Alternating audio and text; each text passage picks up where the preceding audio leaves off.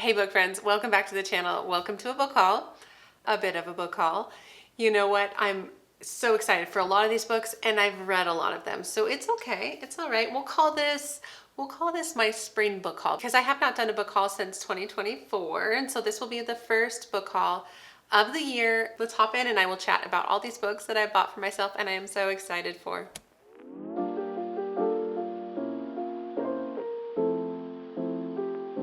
So hi, my name is Angie. Welcome to the channel. Welcome back. You guys, I have some books to share with you. I love finding books that I want to read. I love having books on my shelves. I feel like I'm pretty thrifty with my purchases, but there are a few here that are new releases, and maybe I'll start with those because I'm so excited for them.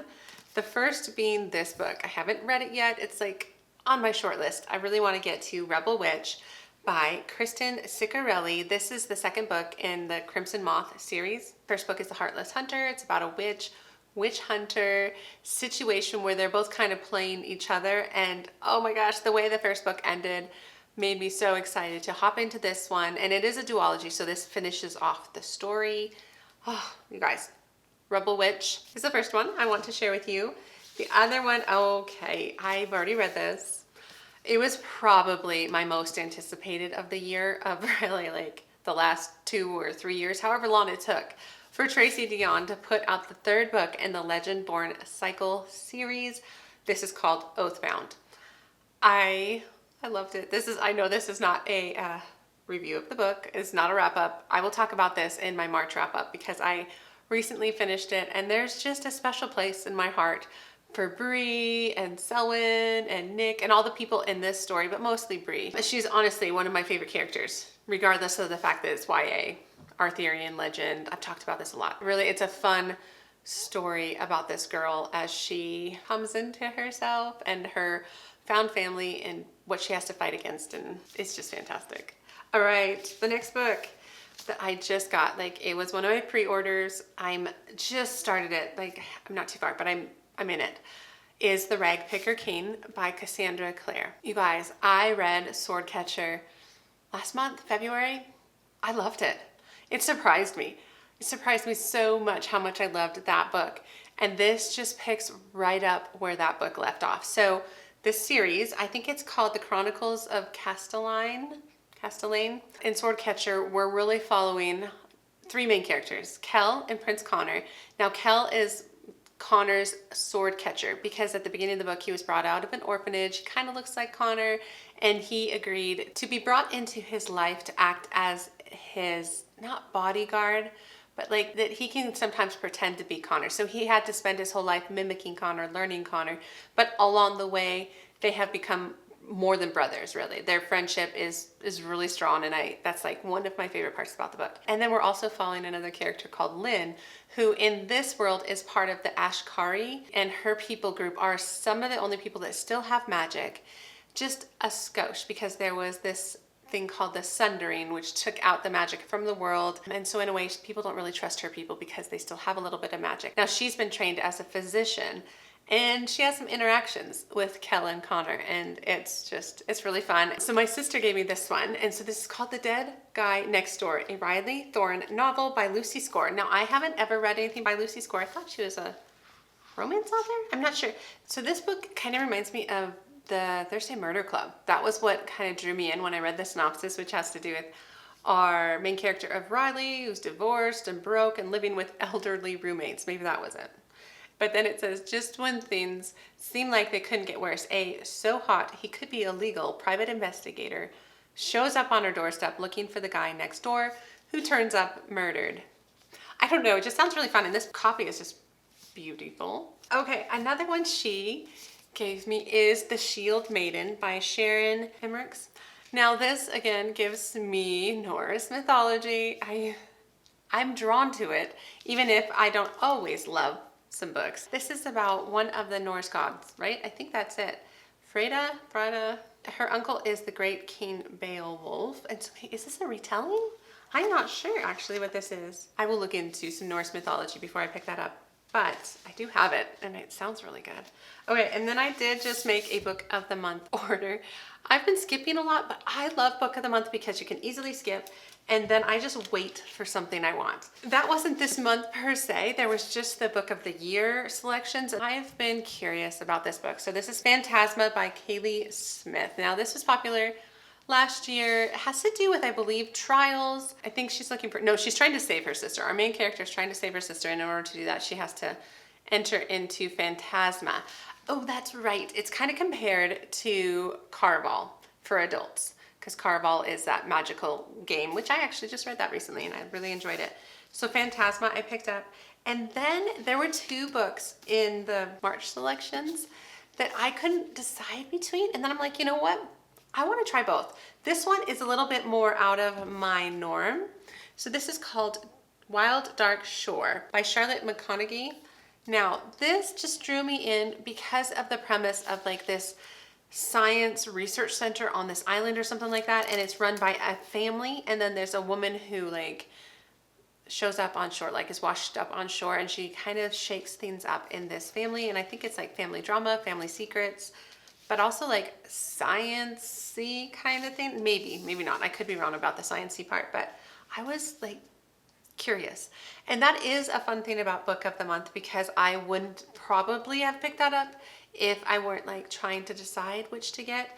But then there was this one, which sounds really interesting. And so it's Our Infinite Fates by Laura Stephen. So it says, they loved each other in 1,000 lifetimes. They killed each other and everyone.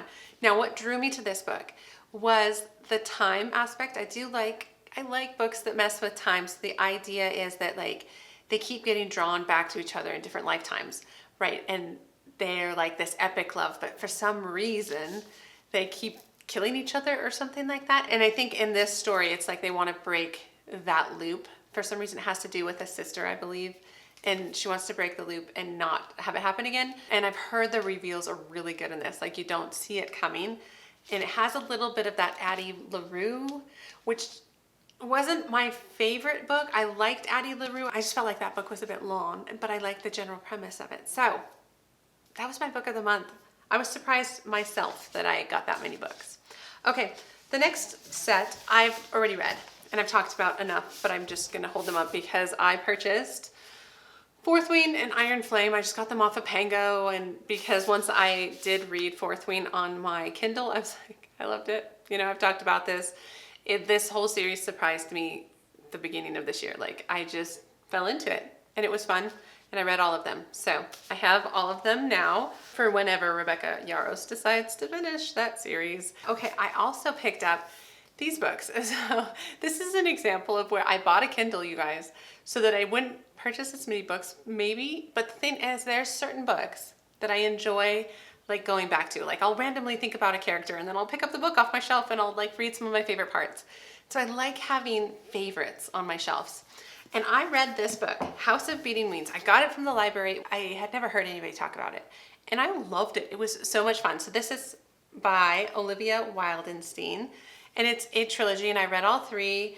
I only have the first two here, House of Beating Wings and House of Pounding Hearts, because that's all that was out, because they were indie published, they're getting traditionally published, all the things, right? And this is about a girl named Fallon who has been born into this world of like the Fae, but she's human, and so she's in the part of the city that's kind of looked down upon. But in the larger region, there's more going on. There's these like shifters, crow shifters, which you really don't learn about right away. But then Fallon gets like swept into this adventure thing that only she can help with, right? And I really enjoyed so many aspects of these books.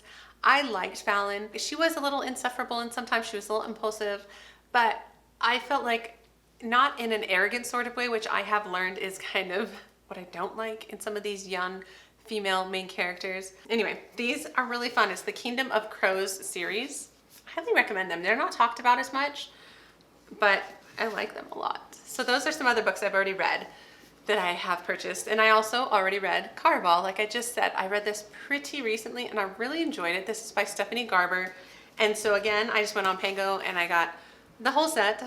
So that way I can read Legendary and Finale and then move on to the next series. It's about a pair of sisters who are in a hard terrible spot with a father that really abuses them, but they have been brought up in a world where they have heard about this game called Caraval that is designed by this man named Legend, who feels a little bit magical. Like, this whole experience is magical. You get invited to the games and you enter into the games, and then you have to kind of survive them, and you're not sure what's real the whole time.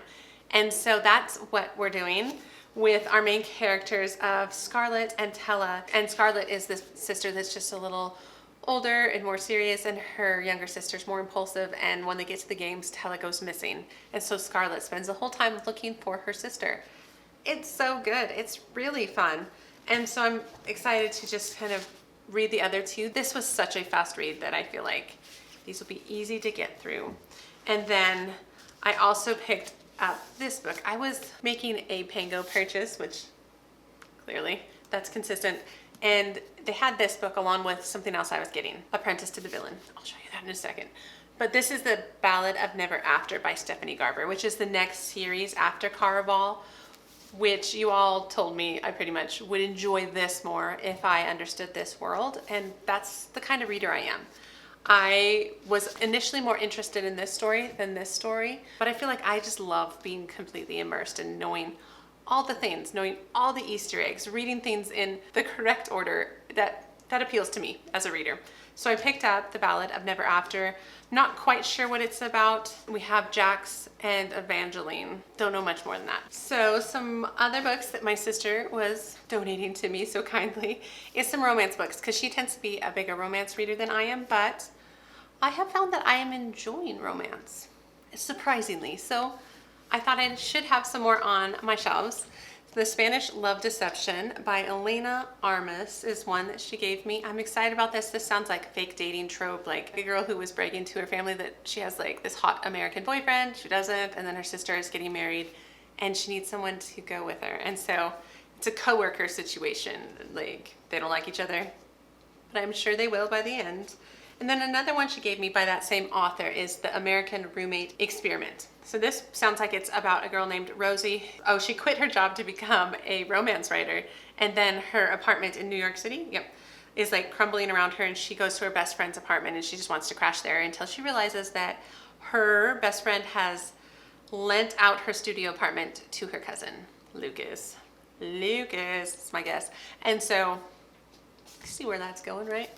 And then she gave me a Christmas book. Okay, I am hit or miss with Christmas. Sometimes they're just too cutesy.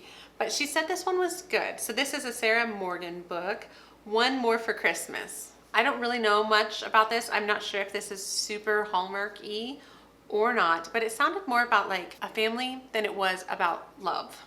And I think maybe that would work better for me. I'm not quite sure. It says, for Sister Samantha and Ella Mitchell, Christmas is the most precious time of the year, but this year they're buying presents for the most unexpected guest, their estranged mother. So, I don't know. That sounds like heartwarming, heart-wrenching. We'll see. And then I got myself a couple Christina Laurens. I'm not sure. There's just been a couple that have always intrigued me. This isn't fake dating. I do like fake dating. This is the one where it has to do with these people who are going to get married and then the wedding falls apart. Oh, no, the wedding doesn't fall apart. I think it has to do with the wedding party gets food poisoning, all except for two people, Olive and Ethan, and they don't like each other, and I think then they get sent on the honeymoon instead of the couple. I could be wrong. I feel like this is a very common book, so you might have read that already. And then The Soulmate Equation. I think this is one of those books that has to do, this has to do with the DNA-based matchmaking company.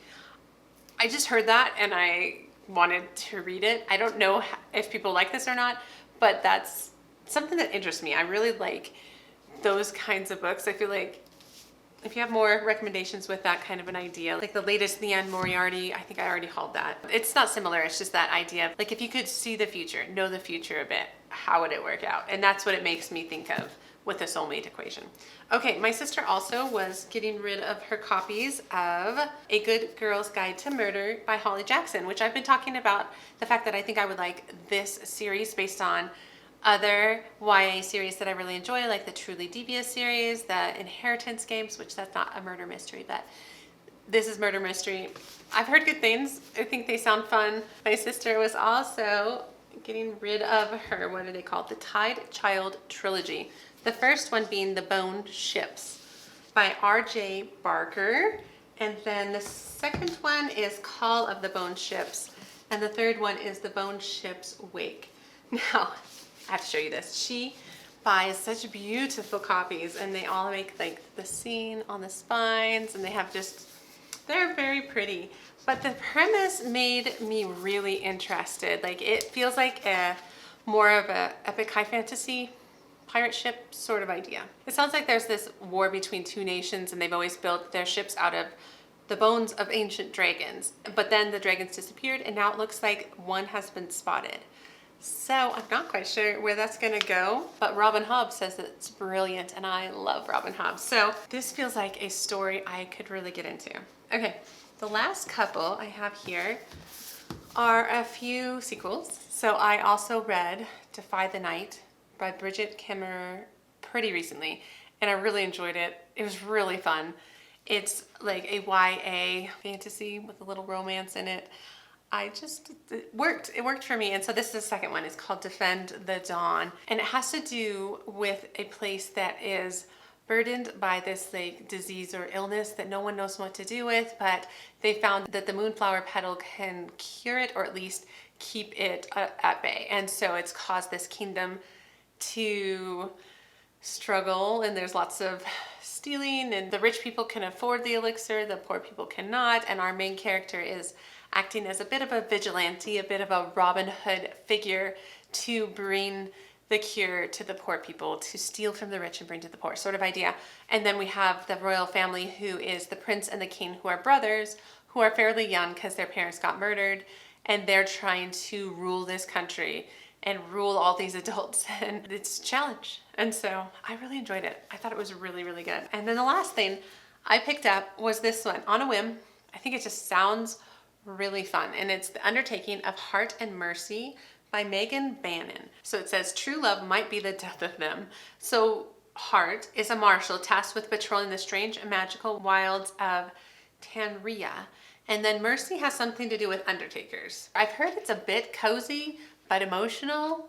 I don't know. That sounds really good and really fun. And I think I even put it on my spring TBR, which is maybe my last video. So go check that out if you're interested in other books I want to read this spring. But as for what I have picked up in 2025 so far, it's these like 30 plus books. And you guys, I'm so excited for all of them. I'm so excited for the potential of some of these books. I'm really enjoying some of the books that I'm currently reading. And so yeah, that is what I have. If you can't think of anything you necessarily want to say, what should we put on here? Maybe we'll do a heart or something for the soulmate equation. You guys, I can't wait to read all these books. But I hope you all are well. And if you like the video, give it a thumbs up, subscribe if you want to. And you guys, I will see you in the next book video. All right, take care. Bye.